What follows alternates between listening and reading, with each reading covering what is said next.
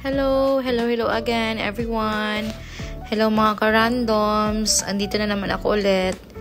So this time, ipapakita ko sa inyo kung paano ako during my grocery day, yung pag-grocery ko sa maliit na store namin. So ito yung time na nagbabayad na ako sa cashier.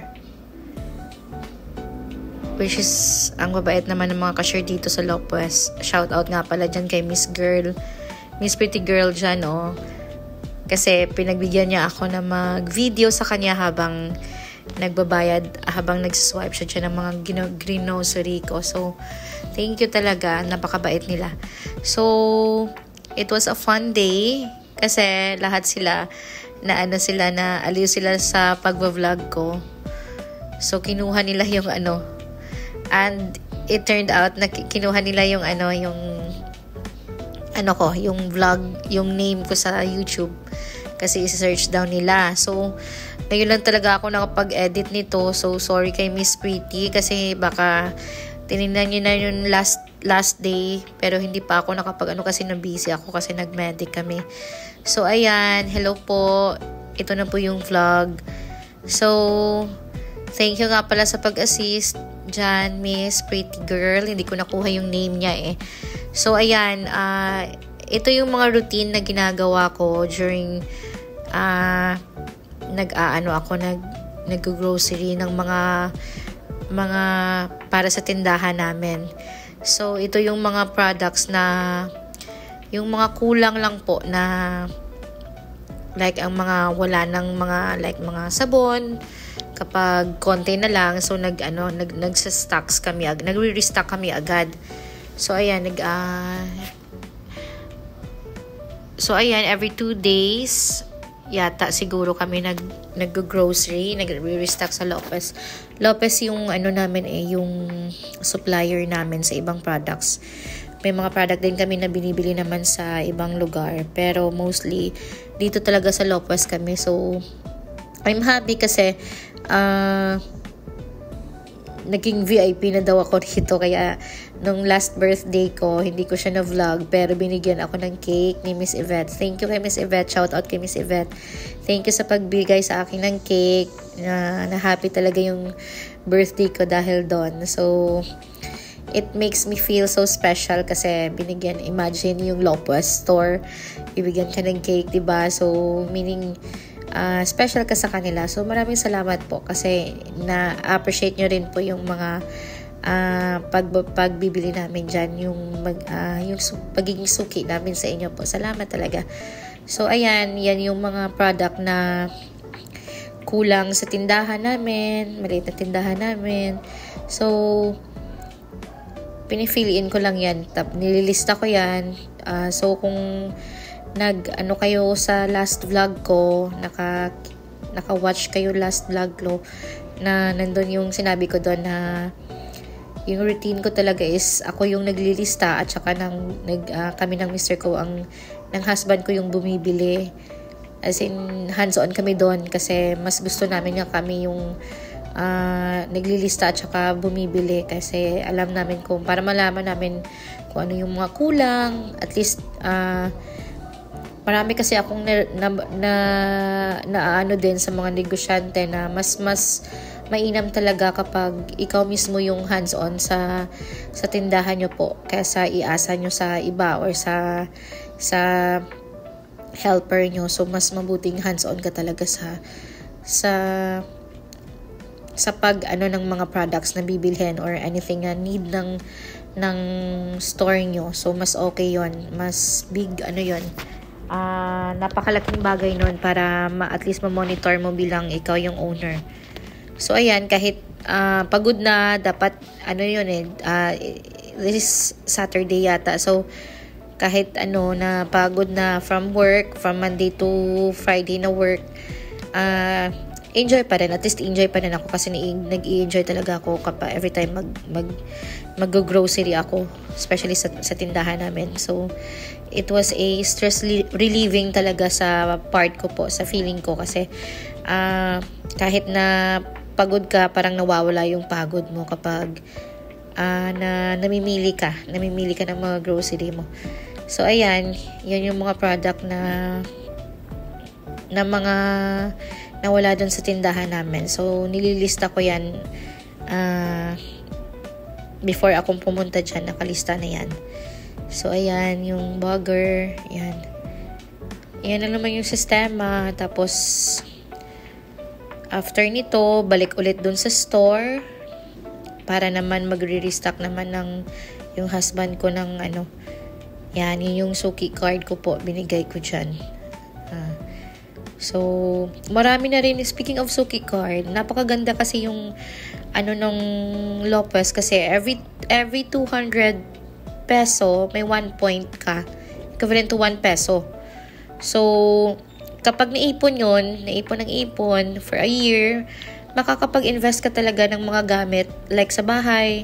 So marami na akong na-invest na gamit from my suki points. So as of now, hindi ko na lang sasabihin kasi basta malaki na yung naipon kong points. So nakapag-invest ako. That time bumili ako dyan ng dalawang malaking 8 liters ng big boxes para naman sa mga gamit namin doon kasi makalat sa bahay. So kumuha ako ng big boxes dyan worth 1,300. So napakalaking bagay, napakalaking tulong niya talaga yung suki point. So mas i-inspire pa talaga akong pagbutihin yung namin sa store para mas malaki pa yung mga mag-grocery namin, kasi in return marami ka talagang mai-invest na gamit sa mga gamit sa bahay, mga need mo nga, mga like last time bumili kami ng kaldero, malaking kaldero kasi wala kaming kaldero sa bahay. So yun yung time na nag-redeem kami ng rewards points, parang rewards points yun ng Lopez eh. So napakasaya talaga kasi imagine free mo lang yung bibilhin, 1,000, more than 1,000 pesos, kaya yun yung isang kaldero na malaki. Tapos nakapag rin ako ng sofa bed. Last year, nagso-sofa bed din ako.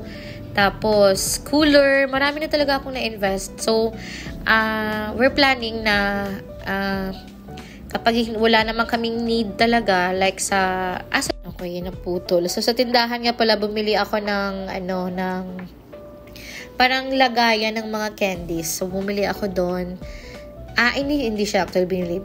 Kinuha ko sa rewards points. So, napakalaking bagay. So next, i-feature ko dito yung mga nakuha kong mga gamit dahil sa suki point. So sa mga nanonood dyan na sa Lopez, so bumili na po kayo kasi marami, napaka helpful talaga ng suki points. Bumili kayo dun sa Lopez, dun kayo bumili kasi mo siya talaga, magagamit mo talaga siya yung rewards points na binibigay nila. So marami na akong gamit na nabili. So isa na nga doon yung cabinet yata na sa store.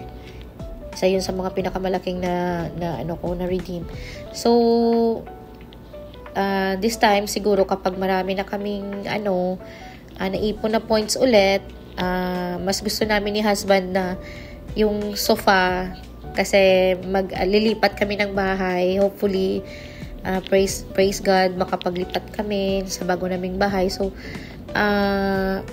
yung sofa na gagamitin namin, sa rewards points namin gagamitin. So matagal-tagal pa naman yun, mga 2 years pa siguro bago kami matapos yung bahay na pinapagawa namin. Hopefully matapos siya ng mga ganyang so nag-iipon pa talaga. So yan, so kapag 2 years, siguro marami naman yung naipon na points. Siguro yan yung gagamitin namin para makapagbili kami ng sofa na namin kapag lilipat na kami ng bahay. Hopefully, Lord, no? Pagbibigay ni Lord God, sana nga mangyari. So, yan yung plan. So, yan yun. Marami na akong nasalita. Pero yan. Yung mga, ito, yung Nor na talaga ako dito, kinilig talaga ako dito. Yun. Hi, Miss! Na sila, kasi nagva-vlog ako. So, yan yung Nor. Yung Nor, nga pala, yan yung kinilig talaga ako dyan kasi matagal na naming plano yan ni husband na bibili kami niyan tapos ititinda namin sa store kasi marami naghahanap. So, every time kasi kapag may binibili akong mga new products na dinadagdag namin sa tindahan namin, so kinikilig talaga ako kasi it only means na nag-i-improve na talaga siya kasi marami na kaming nilagay ng mga bago. So ito yon, isa sa mga kinilig talaga ako during this pag grocery ko is yung Knorr na seasoning kasi matagal ko na siya talagang gustong ilagay sa tindahan kasi so, yun, this time, nabili ko na talaga siya. So, konti lang naman. So, pero marami naghahanap. So, if palagi siya maubos, so mag-i-stock kami ng dadagdagan namin yan yung 3 bottles. So, yun lang naman yung yung mga kaligayahan ko sa buhay after work. Pangpakuha ng ng sakit sa katawan sa pag-iisip o kung sa pagkukuha ng yung tired ka na ba? Yan, pagkukuha ng tiredness mo sa life. So, at saka nang yung hindi yun kasi ina-anxiety attack ako paminsan-minsan. So, through this, nawawala talaga siya. So, nahahappy talaga ako kapag ginagawa ko to. So, yan yun. Yan. Hi, Miss Pretty Girl. So, sana mapanood nyo to, Miss, no? Na ko talaga. Na hindi ko pa siya na-upload agad. So, hopefully, makapanood ka. Hello sa'yo. Sana magustuhan mo yung vlog. Yun lang naman konti pa naman yung mga videos na inaano ko. At saka yung subscribers ko, hindi pa yung bago pa ako dito. Magto 2 months pa lang ako sa YouTube. So, hopefully later on may siya. Makapag-monetize na talaga ako. Thank you, Lord. So, hello sa YouTube. Hello. Sana marinig. Charot. Pero, ipipray natin yan. Baka malay natin one day, no? Makapag-monetize na talaga. So, ayan. After that, uuwi na ako dyan. Wala yan si husband nga pala. Usually kasi kaming dalawa yung nag-grocery kasi siya yung mga hands-on talaga sa mga ganyan-ganyan. So, ang ginagawa, so that time, wala kasing helper namin na naman si Nang Milin. So, nag-off siya kasi mag-spend time rin siya sa family niya. So, siya yung naiwan doon sa tindahan tapos ako naman yung nag-grocery. So, carry lang naman. Ang mahirap lang naman is yung pag na talaga ng mga products at saka yung kasi wala akong driver. So, magko-commute. So, yun lang naman yung mahirap na part. Pero, enjoy pa rin. Wala namang problema kasi nag-i-enjoy naman ako sa bagay na to. So, ayan. Yan lang naman po for today. Sana mapanood nyo to. Mga miss ng Lopez. Magagandang cashier ng Lopez Value Store. Thank you sa inyo. Thank you for watching. Enjoy everyone. Thank you.